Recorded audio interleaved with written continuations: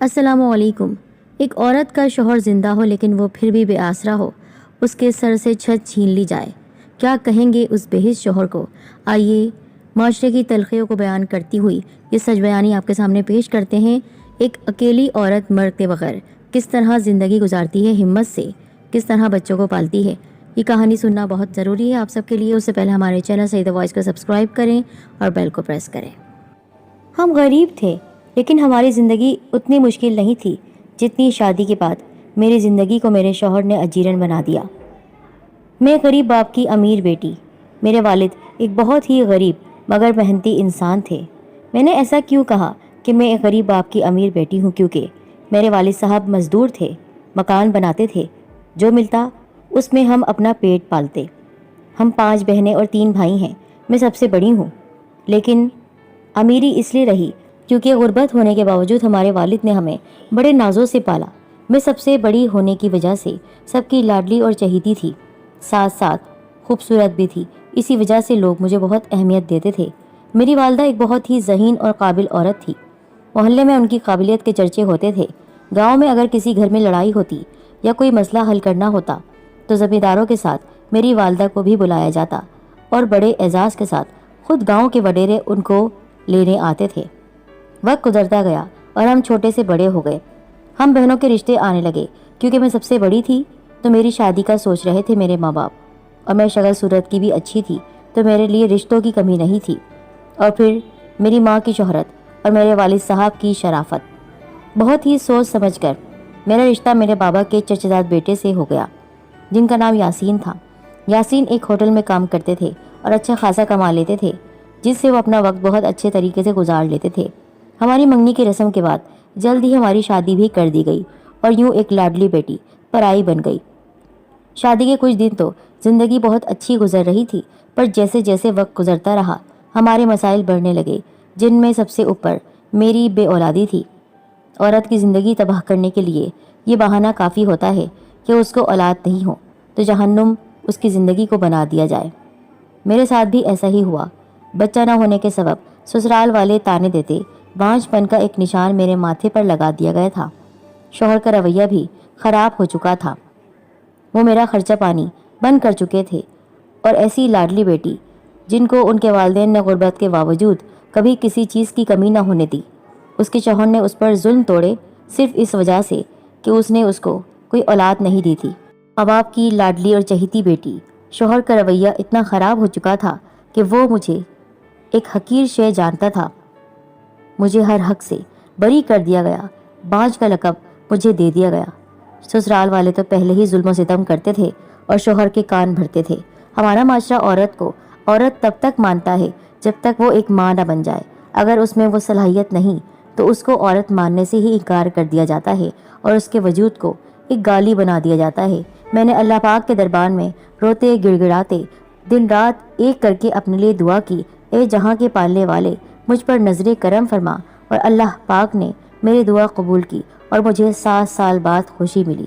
جی ہاں، 7 سال بعد میرے گھر اولاد ہوئی، جو کہ میرے لیے امید کی کرن بنی۔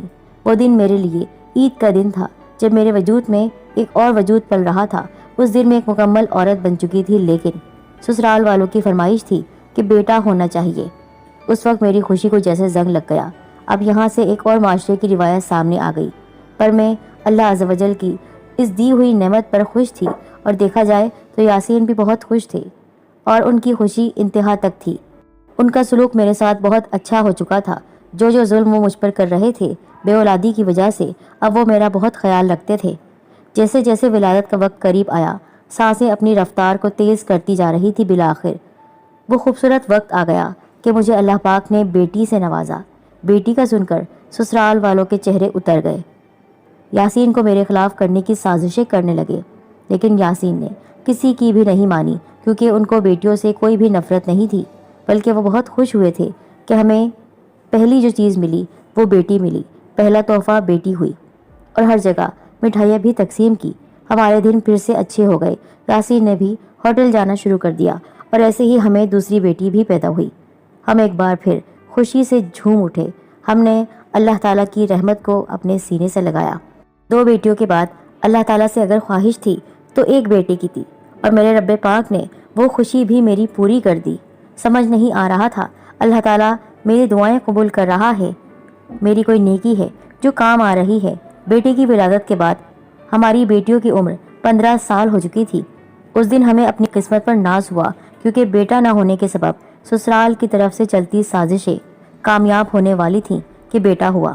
میں نے سجدہ کیا اور اس عظیم ذات کو جس نے مجھے بے حد خوشی دی، مجھے ہر جگہ مدد کی اور ہر طرح سے اس نے ہمیں نوازا، لیکن ہمارے سسرال والوں کو ہماری یہ خوشی بھی برداشت نہ ہوئی۔ جب سسرال والوں کو یہ وجہ بھی نہ ملی کہ اب اس کے پاس تو اولاد ہو چکی ہے اور بیٹا بھی اس کے گھر میں آ چکا ہے، تو انہوں نے بلا وجہ گھر سے ہمیں نکال دیا اور ٹھوکریں کھانے پر مجبور کر دیا۔ پر کہتے ہیں جسے رب رکھے اسے کون چکے۔ میں نے اپنی سلائی سے پڑوس میں ایک کمیٹی ڈال لی، وہ بھی کھل گئی۔ جو یاسین گھر کا خرچہ دیتے اس میں سے بھی میں جمع کرتی رہتی تھی، اور یاسین نے خود بھی بہت سے پیسے جمع کیے تھے، جن سے ہم نے ایک اچھا سا مکان بہت آسانی سے خرید لیا۔ ہماری زندگی بہت آرام سے چل رہی تھی اور میں ہر دم اللہ تعالیٰ کا شکر ادا کرتی تھی کہ کوئی بات نہیں، سسرال والے ظلم کریں تو کیا ہوا، انہوں نے ہمیں گھر سے نکال دیا تو کیا ہوا، اب تو ہمارے پاس ہمارا اچھا گھر ہے۔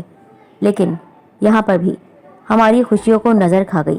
ہماری زندگی معمول پر چل رہی تھی کہ ایک دن یاسین ہوٹل سے آنے میں دیر کرنے لگے، اور ان کے آنے کا سلسلہ دن بدن بڑھتا چلا جا رہا ہے۔ ایک دن تو حد ہو گئی، یاسین ہوٹل سے بہت دیر میں آئے۔ میں پریشانی کے عالم میں ٹہلتی چلی جا رہی تھی۔ شام کے بعد رات ہوئی اور 2 جوان بیٹیوں اور 5 سال کے بیٹے کے ساتھ مجھے بہت گھبراہٹ ہوئی۔ پوری رات بیت گئی لیکن میرے شوہر گھر نہیں آئے۔ صبح ہوئی تو دروازے پر دستک ہوئی۔ میں ایک دم سے اٹھ کر کھڑی ہو گئی، لیکن جب تک دروازے تک پہنچی ایسا لگ رہا تھا جیسے بہت سارے مرد دروازہ مل کر توڑ دیں گے۔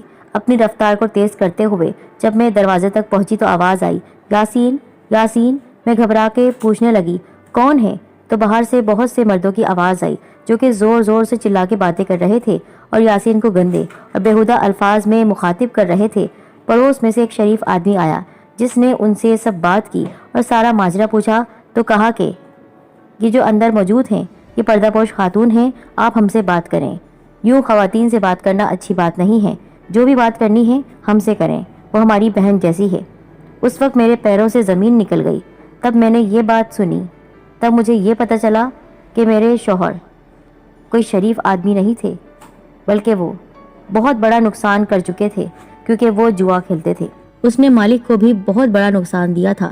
میرا ذہن چکرا گیا، کیونکہ یاسین کا اتا پتہ ہی نہیں تھا، اتنا بڑا دھوکے باز۔ یعنی اب تک وہ مجھے جھوٹ بولتا رہا اور میرے گھر والوں سے کہ اس کا اپنا ہوٹل ہے، وہ اچھا کماتا ہے، یعنی سب کو جو اس نے کمایا تھا وہ جوئے کی کمائی تھی، حرام کمائی۔ میں نے اب سب سے کہا کہ ہم گھر بیچ کر آپ سب کو اپنے پیسے واپس کر دیں گے۔ تب وہاں کھڑے ایک آدمی نے آواز دی کہ بی بی، کون سے گھر کی بات کر رہی ہو؟ میں اشارہ کرتے ہوئے کہنے لگی، یہی گھر جہاں میں کھڑی ہوں، یہ ہمارا گھر ہے، ہم نے اپنے پیسوں سے خریدا ہے۔ تو وہ آدمی یاسین کو گالی دے کر بولا، یہ گھر میرا ہے، کچھ دن رہنے کو دیا تھا، پر آپ لوگوں نے تو ڈیرا ہی ڈال دیا۔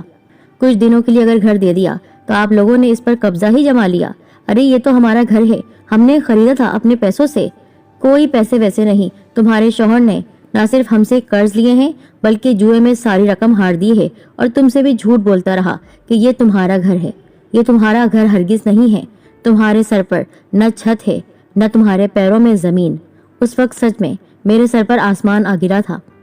اچانک کسی نے پیچھے سے آواز بلند کی اور کہا، یاسین کی 2 جوان بیٹیاں بھی ہیں، اگر وہ نہیں ہیں تو کیا ہوا، ان سے کام چلا لیا جائے۔ یہ سننے کی دیر تھی کہ میری تو جان نکل گئی۔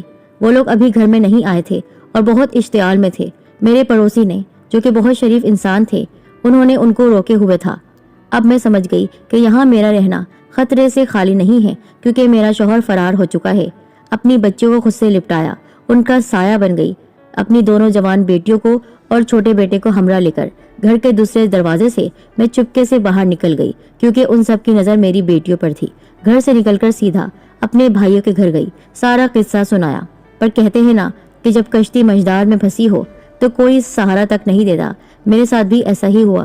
بھائیوں کے گھر کچھ دن رہنے کو تو مل گئے، پر ساتھ ساتھ تانے اور ذلت بھی میرا مقدر بن گئی۔ دن رات میرے میکے والے میرے شوہر کی برائی کرتے، بچوں کے سامنے ان کے باپ کو ذلیل کرتے اور مجھے بھی کہتے کہ تمہارا گھر تو تباہ ہو گیا، تمہارا شوہر تو جواری ہے۔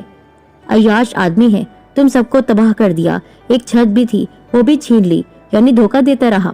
میکے والوں کا رویہ بہت برا تھا ہمارے ساتھ.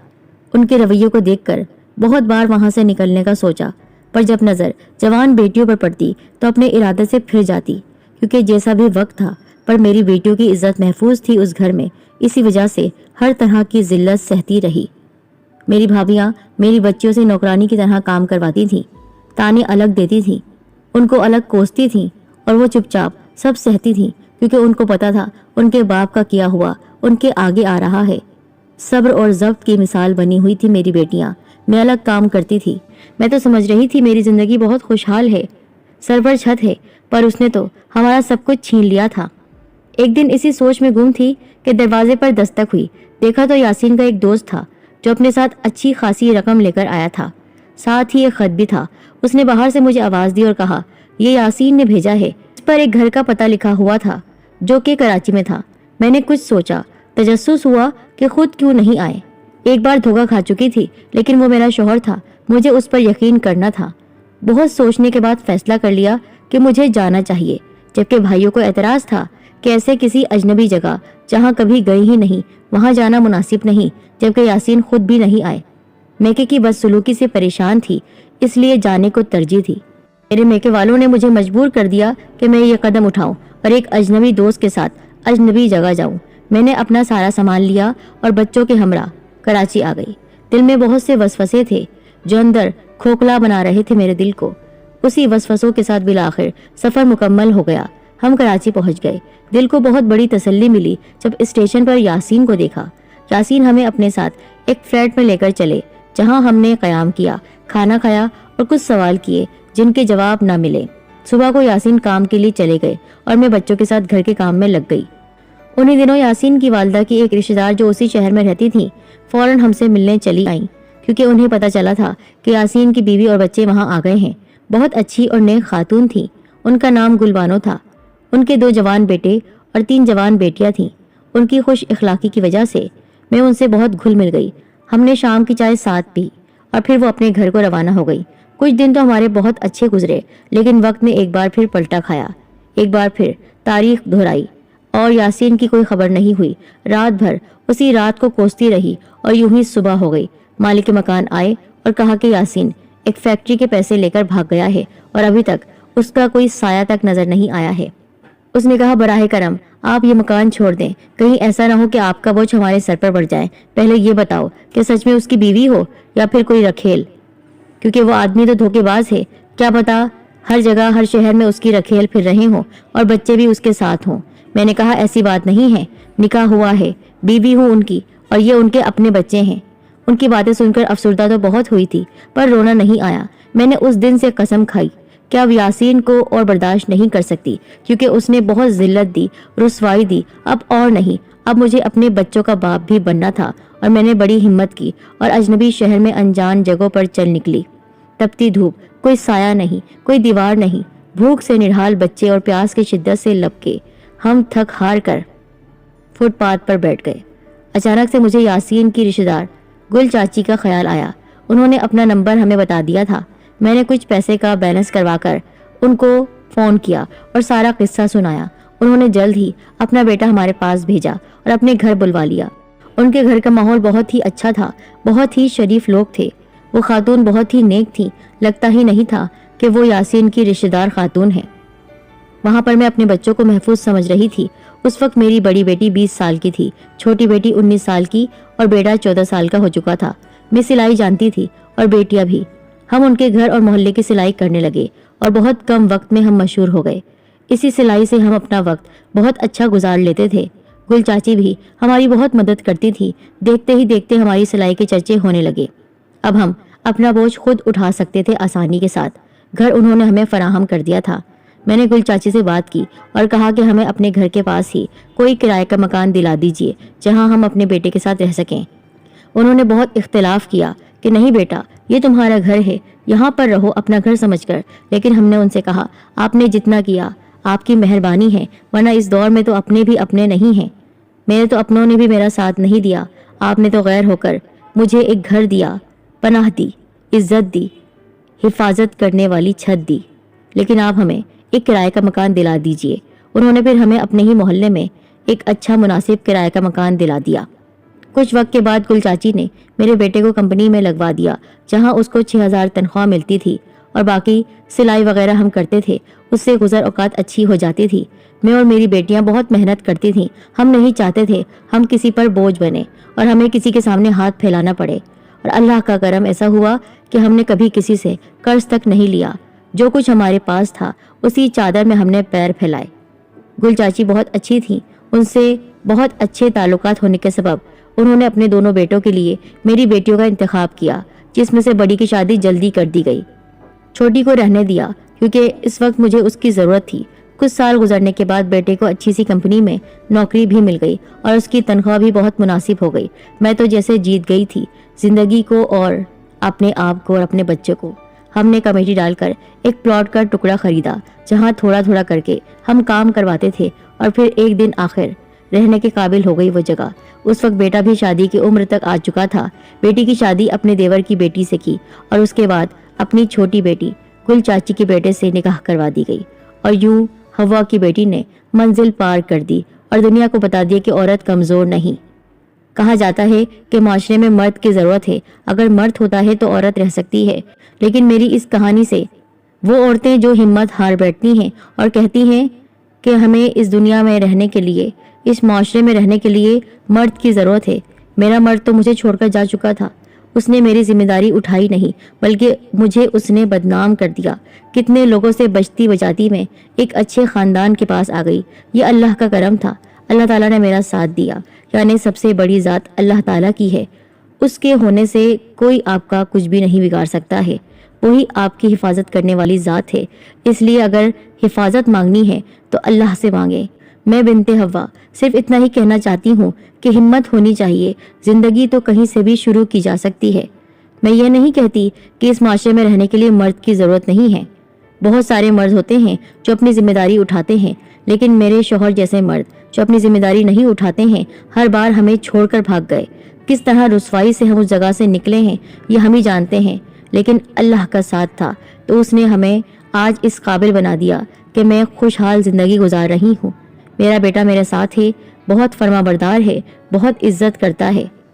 مجھے پتا ہے میرا شوہر کبھی نہ کبھی میرے پاس واپس آئے گا، لیکن اب مجھے اس سے کوئی امید نہیں ہے، پر ہاں اس کے لیے ہمارے دروازے ہمیشہ کھلے ہیں اور کھلے رہیں گے، کیونکہ اس کا کوئی بھی نہیں ہے۔